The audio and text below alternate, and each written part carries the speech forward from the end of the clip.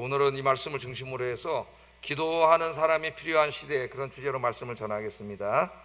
누가 필요하다고요? 기도하는 사람이 필요한 시대. 기도하는 사람. 자, 오늘 12장 이제 절반 정도만 읽었습니다. 뒷부분에 12장 전체는 이 사무엘 선지자의 고별 설교라고 할 수가 있겠습니다. 고별 설교. 오늘 성경 12장 1절을 보면은 사무엘이 뭐라 그러냐면은, 사무엘이 이제 나이가 많아졌어요. 노인이 돼가지고 한평생 동안 감당해 왔던 이 선지자와 사사의 이제 그 사명을 내려놓을 때가 됐습니다. 하나님께서 이제 일을 맡기실 때에 젊고 또 힘이 있고 활력이 있고 이럴 때 이제 감당하는 것이지, 나이가 되고 이제 기력이 빠지고 그러면은 은퇴하게 돼 있죠. 그래서 이제 여러분 몇 살까지 하시는 거예요? 현역에서는 만 70세까지, 목사도 만 70세까지 하고 이제 은퇴를 하게 되어 있습니다. 성경에 보면 이 고별사, 고별 설교 또는 고별 이제 마지막 죽기 전에 하는 유언, 이런 말씀들이 종종 나오는데 때마다 공통된 말씀이 있어요. 경건한 사람은 세상을 떠나기 전에 자기 자식이 되었던, 아니면 교회 성도가 되었던, 자기 민족 백성들이 되었던 사람들을 모아놓고 이 세상에 헛된 우상 숭배하지 말고 하나님만을 섬기고 하나님만을 의지하며 살 것을 마지막으로 유언하고 죽습니다. 대부분 말씀이 다 비슷해요. 그런데 오늘 이제 사무엘의 고별 설교도 마찬가지입니다. 자, 이 12장 전반부를 읽어보면은 사무엘이 이제 그 이스라엘 백성들이 특별히 그 하나님이 이스라엘의 왕은 하나님이신데 그들이 인간 왕을 요구를 하게 되죠. 그래서 첫 번째로 세워주신 왕이 이제 사울이라는 왕이에요. 이것에 대해서 이제 이야기를 하시면서 빠르게 이스라엘 역사를 이렇게 조망하는 내용이 12장 1절부터 이제 그 전반부 15절까지 나와 있습니다. 쭉 여러분이 한번 읽어보시면은 이스라엘 백성들이 애굽에서 노예가 되었을 때부터 가나안 땅에 들어와서 그 땅에 정착해 살면서 하나님을 믿으면서 때로는 살고 때로는 또 하나님 떠나서 죄짓고 살던 이런 시대까지, 그러니까 사사기 시대까지를 쭉 조망해요. 아주 짧은 말씀이지만은 그 긴 역사를 쫙 한번 조망을 하고 있습니다. 출애굽기부터 사사기까지, 여기 또 이 암몬 왕 나하스까지 나오는 거 보니까 사무엘 거의 자기 직전 시대까지를 쭉 조망을 하고 있어요. 설교 내용을 보면 이렇죠. 너희가 애굽 땅에 노예로 살 때, 종으로 살 때 하나님이 너희를 불쌍히 여기시고 모세와 아론이라고 하는 훌륭한 지도자를 보내주셔서 너를 애굽 땅에서 인도해 내시지 않았느냐. 그리고 지금 너희가 살고 있는 이 가나안 땅, 이 젖과 끓이는 축복의 땅에 누가 여기 와서 살게 했느냐. 하나님께서 이 땅을 너에게 주시지 않았느냐. 그렇게 설교하는 거예요. 이 모든 것, 너희를 애굽으로부터 구원해 주신 분도 하나님이시고, 이 약속의 땅에 와서 여기서 행복하게 살게 해주시는 분도 하나님이시고, 그 이야기를 쭉 합니다. 그러면 여호수아서까지 지금 쭉 짧은 몇 절 동안 다 설교를 한 거예요. 하나님이 다 그렇게 해주셨다는 거예요. 근데 그럼에도 불구하고 사사기 시대의 이야기를 해요. 하나님 이걸 모든 걸 다 해주셨는데도 불구하고 가나안 땅에 들어와서 하나님만 섬기고 하나님만 의지하고 산 것이 아니라 그 가나안 사람들에게 동화돼 가지고 우상을 섬기고 탐욕과 욕심을 채우기 위해서 하나님 말씀을 저버리고 인간의 욕심에 따라 죄짓고 살아가고, 이렇게 하지 않았느냐. 너희가 하나님이 은혜를 주셨는데도 은혜를 저버리지 않았느냐. 그때 하나님께서 너희를 깨닫게 하시려고 주변에 있는 이방 민족들을 들어서 너희를 치시지 않았느냐. 전반부 제가 말씀을 드리는 거예요. 우리가 읽지 않은 전반부 사무엘이 이렇게 설교를 하는 거예요. 치실 때 너희가 그때 죄를 깨닫고 하나님 앞에 회개하고 돌아왔을 때 하나님이 사사기에 나오는 것처럼 위대한 사사들을 보내주셔가지고 너희를 다 구원해 주시지 않았느냐. 몇 절 안 되지만은 사사기까지 역사를 쭉 한 번에 훑습니다. 그러면서 이제 자기 시대 얘기를 하는 거예요. 얼마 전에 이제 암몬 왕 나하스가 쳐들어왔을 때 너희들이 여호와 하나님이 너희의 왕이 되시거늘 왕으로서 너희를 지켜주실 것인데 너희가 하나님을 의지하지 아니하고 하나님께 인간 왕을 달라 그러지 않았느냐. 우리도 이방 민족들처럼 왕을 세워주세요, 그렇게 하지 않았느냐. 그래서 하나님께서 얼마나 그 마음이 서운하셨겠어요. 하나님 왕됨을 거절하고 다른 나라처럼 인간 왕을 우리도 세워달라. 그래서 하나님이 불편하심에도 불구하고 너희 그 말을 요구를 들어서 왕을 세우지 않았느냐. 사울왕, 그 얘기를 합니다. 그 상 왕을 세워주셨다는 거예요. 그러면서 이제 바로 오늘 읽은 말씀 바로 앞절에 뭐라 그래요? 너희의 왕과 너희들이 여호와 하나님만을 섬기고 하나님 말씀에 순종해 살면 좋으려니와 하나님 복을 주시려니와 그렇지 아니하면 사사시대에 하나님이 심판하신 것처럼 너희에게 하나님이 심판하실 것이다. 그 설교가 이제 1절부터 15절까지 사무엘의 설교의 요약입니다. 자, 이 설교를 했어요. 너희들이 이제 왕을 달라고 했지만 왕도 너희들도 다 누구를 섬기며 살아야 돼? 하나님을 섬기며 살아야 되고 하나님 말씀에 순종하며 살아야 되고 하나님만 의지하며 살아야 된다. 그러면 너에게 복을 주실 것이지만 그렇지 않으면 사사시대처럼 하나님이 너희를 심판하실 것이다. 이 설교를 했습니다. 자, 이 설교를 하고 과연 이제 이들이 그렇게 살 것인가? 오늘 본문에 보면은 이 노인이 된 사무엘이 굉장히 걱정이 됐던 것 같아요. 그들의 역사를 보면 그렇게 살지 않았고 지금도 왕을 달라 그래서 인간 왕을 세워놓고 왕을 의지하고 살려고 그러거든. 하나님을 의지하고 살아야 되는데 왕을 의지하고 살려고 그래요. 그래서 이 사무엘이 굉장히 걱정이 됐습니다. 그래서 오늘 이제 이 14절 15절 한번 읽어보겠습니다. 시작.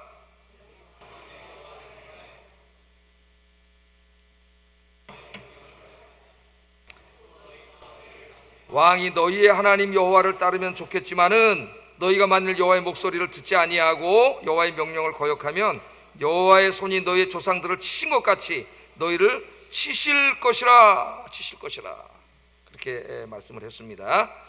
자, 이 설교를 듣고 과연 이스라엘 백성들이 그렇게 살 것인가? 사무엘이 이제 걱정이 된 거죠.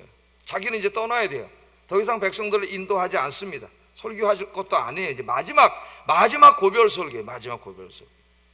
저도 이제 내가 만약 마지막 고별 설교를 하는 오늘 설교라면 좀 더 남았지만은 뭐라고 설교할까 그 생각을 한번 해봤어요. 똑같은 말을 하지 않을까? 여러분, 이제 제가 더 이상 여러분에게 설교할 기회는 없겠지만은 이제 여러분 남은 인생은 하나님 잘 섬기고 하나님을 의지하면서 기도하면서 여러분 그렇게 신앙생활 하셔서 남은 인생 하나님의 복을 받고 행복하게 사시기를 간절히 바라겠습니다. 그러지 않겠어요? 그렇게 설교한 거예요. 그렇게 설교를 한 겁니다. 자, 근데 사무엘이 이제 그렇게 살 것 같지가 않아. 이 사람들이 이제까지 살아온 거에 의하면. 그래서 이 하나님에 대해서 뭔가 확실한 그 체험을 하게 해주고 싶었던 것 같아요. 사무엘이 하나님에 대한 분명한 체험을 해야, 하나님이 살아계심을 분명히 느껴야 이들이 설교대로 살지 않겠는가. 그래서 오늘 이제 보면은 이 우리가 읽은 본문에 보면은 그 하나님의 자연 기적 이야기가 나오고 있어요. 자연 기적 이야기. 사무엘이 기도했더니 천둥이 치고 비가 왔다. 사람들이 깜짝 놀라서 하나님을 두려워하고 사무엘을 두려워했다 하는 이야기가 오늘 본문에 나오고 있습니다. 자, 사무엘은 이 놀라운 자연 기적을 통해서 이스라엘 사람들에게 하나님은 살아계신 하나님이시고 그렇기 때문에 너희가 이 하나님만 의지하고 하나님만 섬기며 살아야 된다. 그것을 가르쳤습니다. 오늘 이제 본문을 좀 자세히 한번 좀 보겠어요. 자, 사무엘이 이제 이 설교를 해놓고 가장 중요한 게 뭐예요? 하나님 말씀대로 살고 하나님만 의지하고 살려면 그 사람들이 하나님의 살아계심을 알아야 될 거 아니에요. 체험해야 될 거 아니에요. 그죠? 그럼 하나님 의지하고 살겠죠. 그래서 이제 이 비를 추수하는 때에 이때는 이스라엘의 건기입니다. 비가 전혀 오지 않아요. 한 방울도 오지 않을 때예요. 이스라엘에. 그런데 지금 이 건기에 사무엘이 기도를 합니다. 비를 오게 해달라고 기도를 했는데 진짜 비가 와요. 그러니까 이스라엘 백성들이 깜짝 놀란 거예요. 정말 하나님 살아계시는구나. 그걸 깨닫게 됩니다. 16, 17절 한번 읽어보겠습니다. 시작.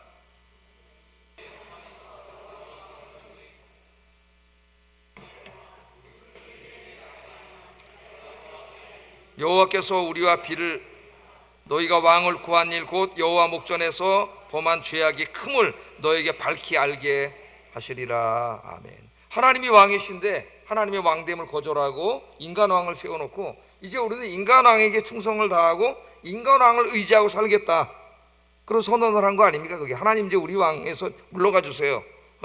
인간왕 의지하며 살겠습니다. 그것이 얼마나 큰 죄인가를 하나님이 이제 보여주실 것인데 하나님께서 비를 내리실 거라는 거예요. 비를. 자, 지금은 밀추수 때가 아니냐 그렇게 말을 합니다. 대략 한 5월 6월 초여름을 말하는데, 이 시기는 이스라엘의 건기에 비가 전혀 오지 않습니다. 이스라엘은 1년에 딱 한 달 정도 겨울에만 비가 오는 나라예요. 예? 그래서 막 비가 올 때는 강이 막 컬컬컬 흐르다가 건기에 오면 바짝 말라가지고 물 한 방울 없는 강도 많아요. 그런 강을 이제 와디라 그러잖아요. 와디. 예, 그런 곳이 이스라엘입니다. 5, 6월은 비가 안 오는 날이에요. 전혀 한 방울도 나오지 않는 그런 날인데, 이 사무엘은 자기가 하나님께 우리와 비를 달라고 기도할 거라 그래요. 기도할 거라고 그들에게 선포를 합니다. 자, 그리고 만일 자신이 기도한 내용대로 천둥이 치고 비가 오면 그것은 너희들이 왕을 요구한 것이 얼마나 하나님 앞에 큰 죄악인가를 하나님이 보여주시는 것이라는 거죠. 그렇게 증거가 된다고 이야기합니다. 자, 사무엘이 이제 하나님께 기도를 했습니다. 비가 전혀 오지 않는 이 5, 6월 달에 하나님께 기도를 했는데 하나님이 응답을 해 주셔가지고 갑자기 맑은 하늘에 구름이 몰려오더니 천둥이 치기 시작하고 비가 내리기 시작했습니다. 놀라운 일이 벌어졌어요. 18절 한번 읽어보겠습니다. 시작.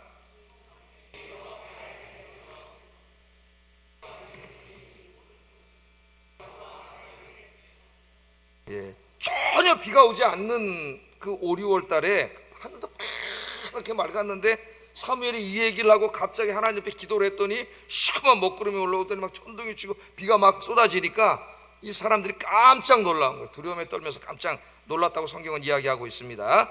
자, 밀추수기에 천둥이 치고 비가 많이 오면 어떻게 되겠어요? 그 1년 농사 다 망치는 거죠. 썩어가지고. 그러니까 우리나라 추수기에 태풍이 오는 것하고 똑같아요. 어떨 때 늦태풍이 오면은 추수 다 해놓은 게 비가 와가지고 다 썩어버리잖아요. 예?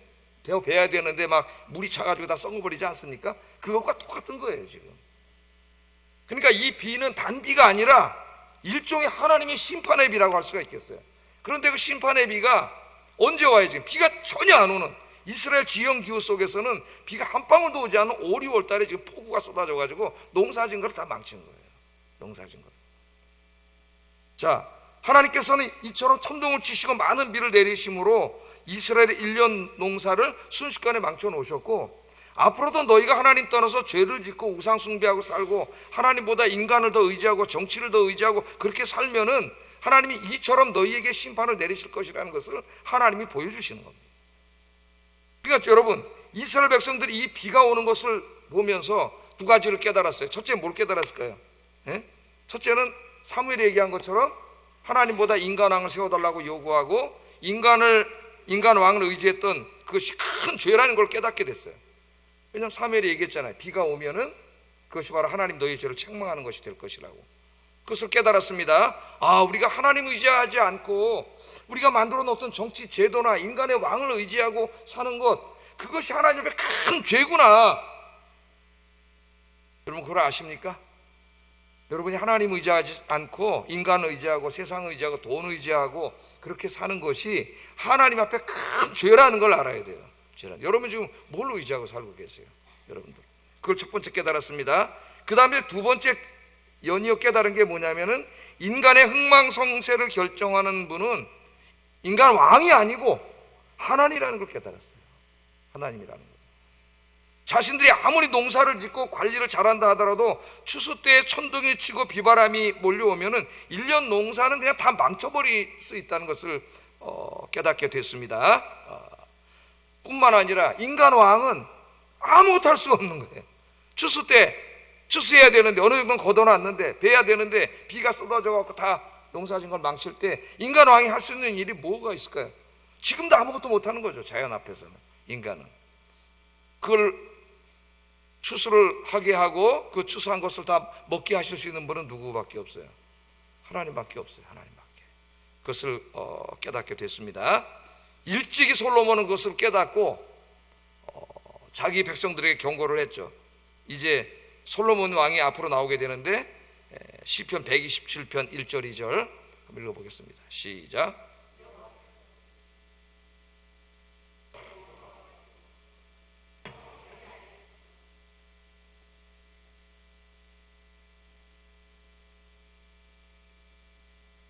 그러므로 여호와께서 그 사랑하는 자에게 잠을 주시는도다.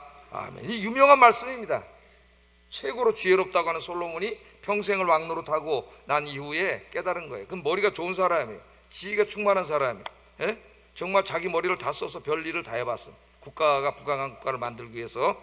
근데 나중에 깨달은 건 뭐냐면은 다 인간의 그런 노력과 수고와 지혜가 헛것이라는 걸 깨달았어. 집을 세우지 여호와께서 집을 세워주지 않으면 세우는 자의 수고가 헛되고, 우리가 아무리 우리 가정을 행복하게 하고 행복하게 만들려고 노력을 하더라도 하나님이 세워주지 않으시면 다 인간의 수고는 헛된 것뿐이다. 그렇게 그것을 자기가 깨닫게 되었습니다. 또 보초가 군인들이 아무리 막 눈을 크게 뜨고 성을 지키려고 밤새도록 성을 지켜도 하나님이 성을 지켜주지 아니하시면 그 모든 게 헛되다는 거예요. 우리가 아무리 무기를 많이 만들고 신무기를 새로 사오고 국방을 튼튼히 하고 막 그렇게 나라를 지킨다 할지라도 하나님이 지켜주지 않으면은 그냥 망해버리는 거예요. 아무것도 안 해요. 지금 막 전 세계가 지금 어떻게 돌아갈지 모르는 긴박한 상황 가운데 있는데 하나님이 지켜주지 않으면 다 아무것도 아닌 것이죠. 아침 일찍 일어나서 밤 늦게까지 뛰어다니면서 돈을 벌고 사업을 하고 장사를 하고 하는 그 모든 것들이 하나님이 도와주지 않으시면 아무것도 아니라는 것을 그는 깨닫고 후손들에게 이 말씀을, 교훈의 말씀을 주고 있습니다. 여러분, 그럼 우리는 누구를 의지하고 살아야 될까요? 여러분, 지금 이 사람들은 하나님이 왕이었어요. 사사시대를 보세요.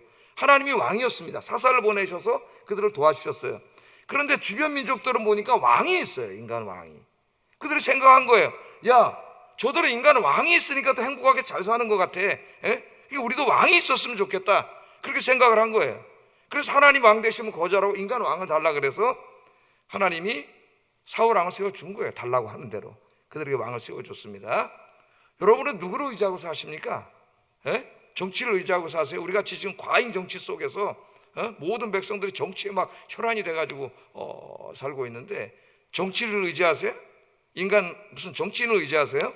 여러분, 그 어리석은 자들이죠. 여러분, 비를 내리시는 분도 하나님이시고 비를 멈추시는 분도 하나님이, 이 나라를 지켜주시는 분도 하나님이고 여러분의 생사화복을 지켜주시는 분도 인간이 아니라 하나님인 줄로 믿습니다. 그러면 답은 너무나 간단해요. 우리가 어떻게 살아야 돼요? 누구를 의지하고 살아야 돼요? 하나님 의지하고 살아야지. 하나님 의지하고. 오늘 여러분이 금요일에 잘 오셨습니다. 하나님만 의지하고 사시는 주의 백성들 되시기를 주의 이름으로 축복합니다. 자, 하나님께서 우리에게 우리의 삶을 주관하신다면은 우리의 삶에서 제일 중요한 건 뭐예요? 내가 하나님을 의지하는 행위가 뭐예요? 기도예요. 기도. 내가 하나님 의지합니다. 그 말로 한다고 의지하나요? 내 하나님 의지하고 살아야지. 그리고 기도하지 않으면 그건 하나님 의지하는 게 아니에요. 내 인생의 모든 문제를 하나님께 맡기고 기도하는 겁니다. 그래서 하나님을 의지하는 사람은 기도하게 돼 있어요. 왜? 비를 내리시는 분도 하나님이고 비를 멈추시는 분도 하나님이잖아요. 내 인생의 모든 것들이 내가 무슨 계획을 세우고 아침부터 밤 늦게까지 일한다고 다 되는 게 아니잖아요. 누가 도와주셔야 돼요? 하나님이 도와주셔야 되지 않습니까? 그럼 우리 인생에 제일 중요하고 긴급한 일은 기도하는 거예요. 여러분, 그것보다 더 중요한 일은 없어요. 우리 인생에. 근데 어리석은 사람들이, 현대인들이 바쁘다고 기도 자리에 안 나와. 기도하지 않아요. 피곤하다고 기도 안 해요. 그럼 그 사람 자기 인생 행복에 제일 중요한 일을 안 하는 거예요. 지금 어리석은 자예요. 기도하는 거 세상을 여기저기 아무리 돌아다녀 봤자 하나님이 도와주지 않았어요. 그런 인생은. 그 사람이 어떻게 되겠어요? 인생이 어리석은 자예요. 오늘 저 18절에 보면은 이 비가 온 것과 사무엘의 기도가 연관되어 있어요. 인과관계로 연관되어 있어요. 18절 다시 한번 읽어보겠습니다. 시작. 여호와께서 그날에 우레와 비를 보내시니 모든 백성이 사무엘을 크게 두려워하니라. 아멘.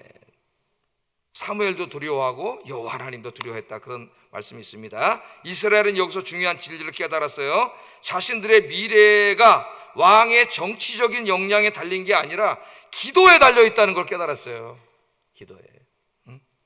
이스라엘은 이 기도 응답을 통하여 인간의 지혜와, 이게 잘 안 돌아가고 제가 죄송합니다.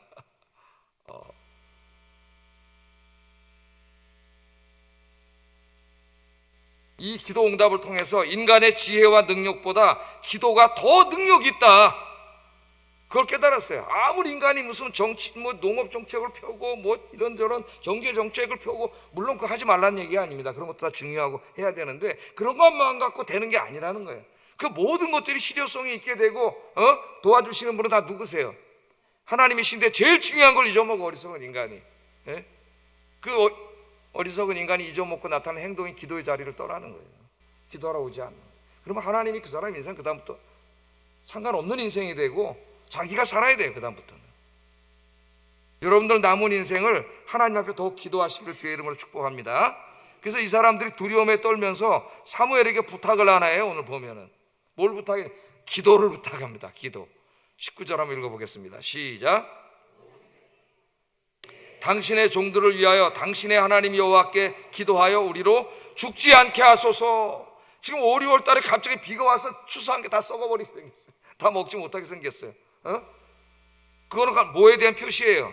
왕을 달라고 한 것이 하나님에 대한 반역죄라는 것을 하나님 깨닫게 해주신 것이죠. 두려움에 떨면서 우리를 죽지 않게 해달라고 중보기도 하도록 부탁을 했습니다. 그랬더니 사무엘이 대답을 합니다. 23절에 이렇게 얘기해요. 한번 읽어보겠습니다. 시작.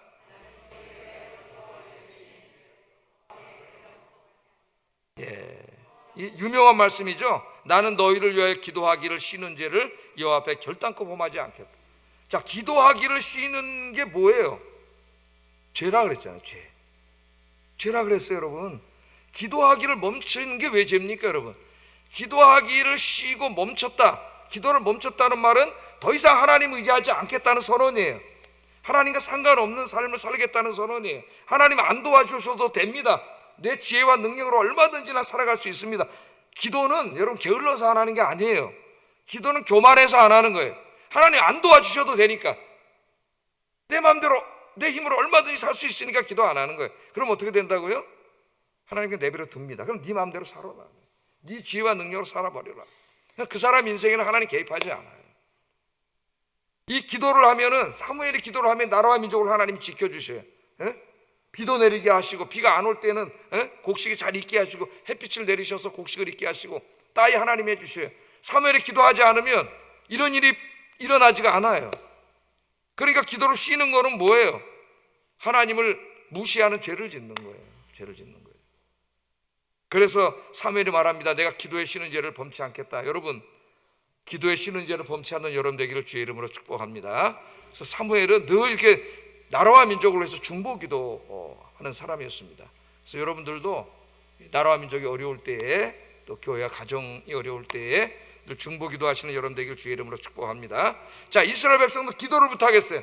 기도를 부탁하는 건 나쁜 게 아니에요. 여러분, 기도를 부탁하세요. 기도 많이 하시는 분들, 구역 안에서, 전도회 안에서 기도 많이 하시는 분들한테 기도를 부탁하세요. 내가 지금 이런 어려운 일이 있는데 기도해 주세요. 그리고 굉장히 중요한 신앙의 행위입니다. 의인의 간구는 역사하는 힘이 많으니라. 그래서 병든 자는 병 낫기를 위해서 서로 기도를 부탁하고 서로 기도해 주라 그랬습니다. 그래서 오늘 금요일 날 환자들을 위해서 기도하는 거예요. 저희가 병 낫기를 위해서 서로 기도하라. 의인의 간구는 역사하는 힘이 크미니라. 할렐루야, 아멘. 그래서 기도를 부탁하는 행위는 굉장히 중요한 것이고, 남들을 위해서 중보기도하는 굉장히 중요한 일입니다. 그런데 기도를 부탁하는 것도 중요한 것이지만은 더 중요한 것은 뭐냐면 자신이 기도하는 거예요. 나를 위해서 기도해 주세요. 그러는 거 자기는 기도 안 하면 어떻게 되겠어요? 기도를 부탁하는 것도 중요한 일이에요. 그래서 중보기도 받는 것도 중요한 일이지만은 더 중요한 거는 자기가 직접 기도하는 거예요. 직접. 이 기도는 정말 하나님이 살아계신가 아닌가를 체험할 수 있는 은혜의 통로입니다. 여러분이 기도할 때 건성으로 기도하지 마시고 정말 기도 제목을 구체적으로 적어 놓으시고, 기도 시작한 날짜도 적어 놓으세요. 수첩에다. 그리고 기도를 한번 해보세요. 그럼 이 기도에 하나님이 응답하신 날짜가 있을 거예요. 분명히. 그런 것들이 나중에 엄청난 신앙적인 자원이 돼요. 여러분, 그 기도가 응답받을 때, 정말 내 허공에다가 소리 지르는 게 아니구나, 하나님 정말 살아계시는구나, 전능하신 하나님 살아계시는구나, 응답받을 때 그걸 체험하게 되고, 그럼 믿음이 더 성장하고 강해지는 거예요. 여러분, 하나님께서는 이렇게 말씀을 하셨습니다. 그 유명한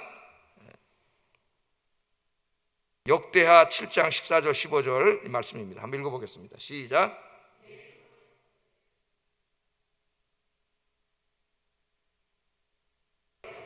내가 하늘에서 듣고 그들의 죄를 사하고 그들의 땅을 고칠지라. 이제 이곳에서 하는 기도에 내가 눈을 들고 귀를 기울이리라. 아멘. 내 백성이 죄악의 길에서 돌이켜서 죄악의 길에서 돌이켜 하나님 앞에 나와 겸손하게 무릎 꿇고 이 땅을 고쳐주시옵소서. 우리 가정을 하나님 치유해 주시옵소서. 나의 병든 몸을 치유해 주시고 나의 경제적인 고통으로부터 나를 구원해 주시옵소서. 그렇게 하나님 앞에 겸비하게 기도하면은 하나님이 반드시 그 땅을 고쳐주신다.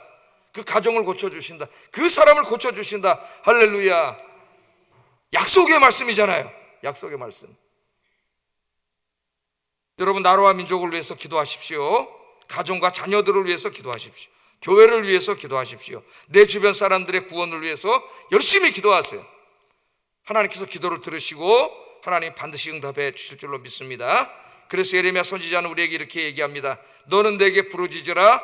내가 내게 응답하겠고 내가 알지 못하는 크고 은밀한 일을 내게 보이리라. 아멘.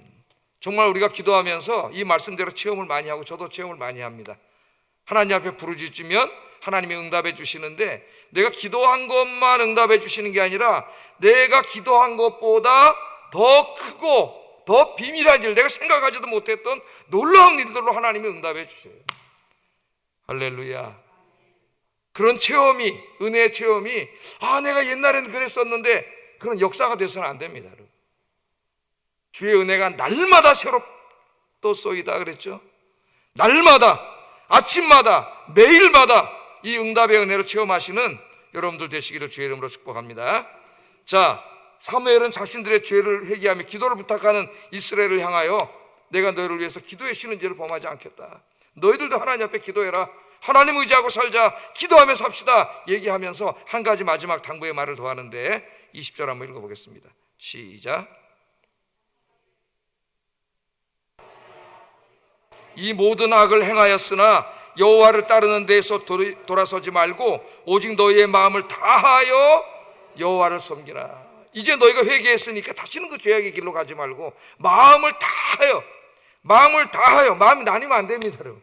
마음을 다하여 하나님을 섬기라. 하나님을 섬길 때는 마음이 나뉘면 안 돼요. 세상과 마음을 다하여 하나님을 섬기라고 이야기하고 있고 24절 읽어보겠습니다. 시작. 행하신 그 큰 일을 생각하여 오직 그를 경외하며 너희의 마음을 다하여 진실히 섬기라. 한 가지를 더 붙였어요. 마음을 다하여 진실히 하나님을 섬겨라. 그러면 누가 도와주세요? 하나님이 여러분의 편이 되어주셔서 하나님 여러분 도와주실 줄로 믿습니다.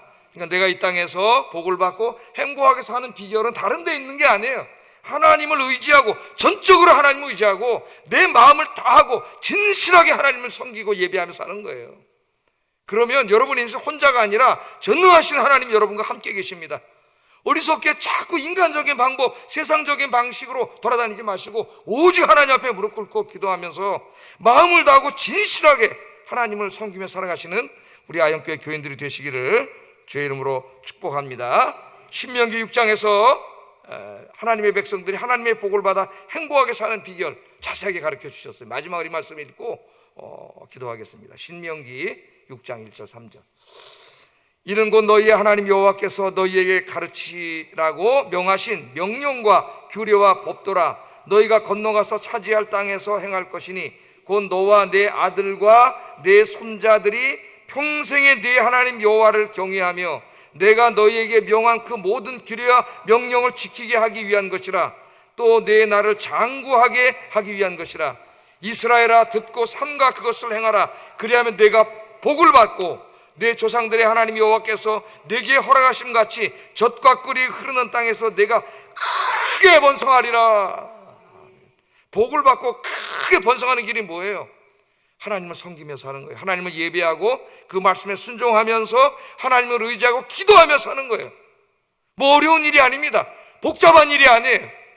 인간적인 생각과 방식을 다 내려놓고 오직 여호와 하나님만을 섬기고 하나님 말씀에 순종해 살면서 하나님만을 의지하며 기도하며 살아가시는 여러분 되길 주의 이름으로 축복합니다.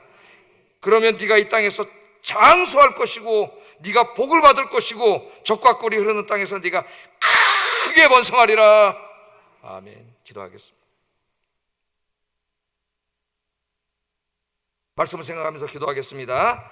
내 인생의 흥망성쇠가 하나님의 주권하에 있음을 깨닫고 하나님만 의지하고 살게 하소서. 나 자신과 가정과 교회와 나라와 민족을 위하여 기도하게 하소서. 기도하게 하소서. 나와 온 가족이 하나님을 예배하며 하나님의 말씀에 순종하는 삶을 살아 영육간의 복을 받게 하소서. 기도하겠습니다.